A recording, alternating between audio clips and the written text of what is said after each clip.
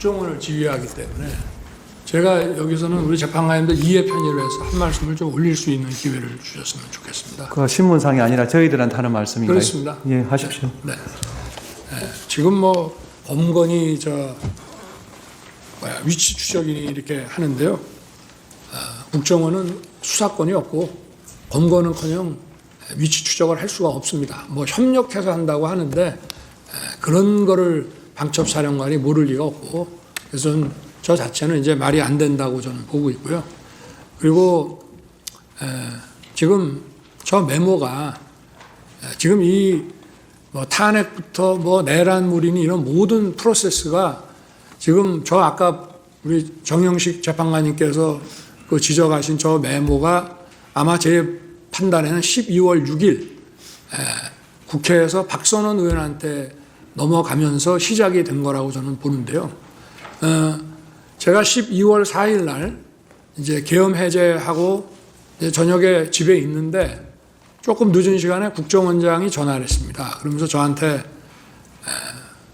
1차장한테, 홍장원 1차장한테 전화를 혹시 받으셨습니까? 그래서 모르겠는데 내가 한번 이 전화 끊고 한번 열어보겠습니다. 그래서 열어보니 전화가 왔는데 제가 못 받은 거더라고요. 왜냐하면 저 비화포는 저 무음으로 늘 해놓기 때문에. 그래서 내가 다시 국정원장에게 전화해서 전화가 왔었노라. 왜 그러냐 그랬더니 사실은 대통령님께 진작에 말씀을 드렸어야 되는데 사실 좀 오래됐습니다.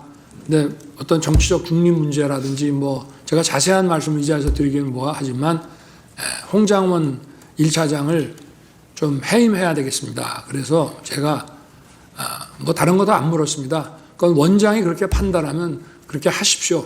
그래서 내일 사표를 받겠습니다 해서 사표를 받고 아까 6일 날 뭐 다시 일하자 했다는데 저는 그게 믿기지가 않는 것이 벌써 6일 날 오전에 그때 제가 관저에 있는데 이미 관저로 1차장 해임과 또 오호령 씨에 대한 임명 그 결재안이 올라와서 제가 그거를 점심시간에 결재를 했습니다. 그 이후에 지금 이제 12월 6일 아침 기사부터 이런 체포 얘기가 대통령이 뭐 한동훈 대표를 잡아넣어라 이런 기사가 12월 6일 아침부터 나기 시작합니다. 그래서 이게 쭉 진행되는 것이고요.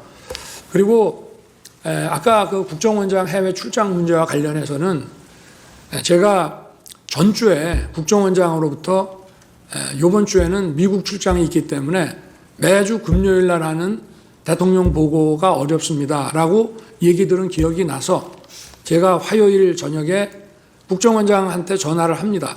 해외에 있는지 국내에 있는지 알기 위해서. 그래서 제가 둘 사이에 약간의 그 미스커뮤니케이션이 있었습니다. 제가 국정원장한테 아직도 거기시죠? 저는 미국에 있는 줄 알고. 그랬더니 국정원장이 예, 아직도 여기입니다. 이래서 저는 해외에 있는 줄 알았습니다. 그래서 처음으로 제가 홍장훈 1차장한테 전화를 하게 됩니다. 처음엔 안 듣고 두 번째 전화가 왔습니다. 그래서 제가 원장님 부재 중인데 제가 전화를 딱 받으니까 벌써 약간의 식사 반주를 한 느낌이 딱 들어갔고 제가 원장님 부재 중이니까 원을 잘 챙겨라 라고 얘기하고 이따가 내가 혹시 전화할 일이 생길지 모르니 이 비화폰을 잘 챙기고 있어라 이렇게 제가 얘기를 했는데 8시 한 반 무렵에 국무회의 하려고 이제 뭐 여러분 이제 국무위원도 오시고 비서실장 안보실장이 들어오는데 안보실장하고 국정원장이 같이 오는 겁니다. 그래서 제가 아니 어떻게 된 겁니까? 미국에 있는 거 아닙니까? 했더니 저 내일 출발입니다. 그래서 제가 국정원장한테 나는 원장님 미국 계신 줄 알고 제가 1차장한테 전화를 했습니다. 그랬더니 원장님 부재 중인데 잘 챙기라고 했는데 원장님 여기 계십니다란 말을 안 합니다. 이렇게 제가 국정원장한테 얘기를 했고요. 그리고 국정원장도 아마 둘이서 그런 커뮤니케이션을 나중에 했을 거라고 저는 추측이 되는데 제가 만약에 계엄 사무에 대해서 국정원에다 뭘 지시하거나 뭐 부탁할 일이 있으면 국정원장한테 제가 직접 하지 차장들 업무 관련은 2차장이지만 2차장한테도 안 합니다. 원장한테 무조건 기관장한테 하는 것이고요.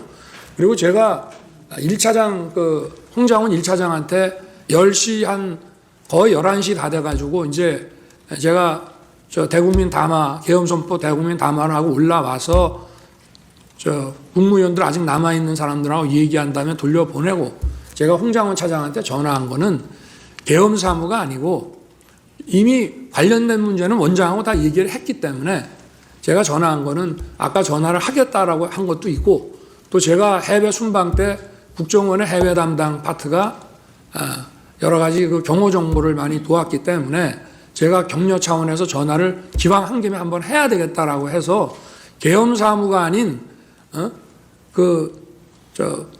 간첩 그 검거와 관련해서 여기는 수사권이 없고 조사권 국가안보조사국으로 이름이 바뀌었습니다.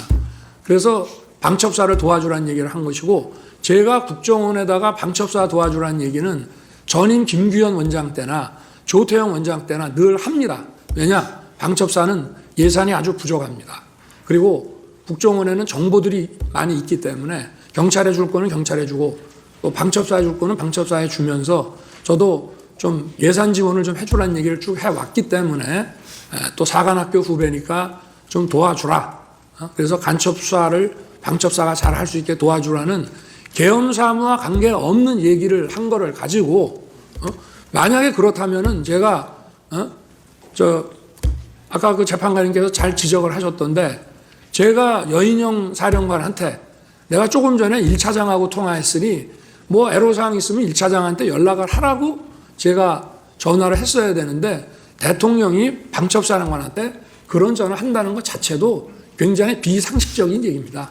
그리고 방첩사령관이 1차장의 사관학교 후배긴 하지만 엄연한 기관장이고 계엄이 선포되면 방첩사령부가 사실상 국정원의 우위에 있기 때문에 뭐 차장 더구나 담당 2차장도 아닌 1차장한테 계엄 사무와 관련한 이런 무슨 부탁을 한다는 게 만약에 할 거면은 방첩사령관은 국정원장한테 해야 됩니다. 기관장끼리. 그리고 계엄이 선포돼서 여기가 합동수사본부가 되면요.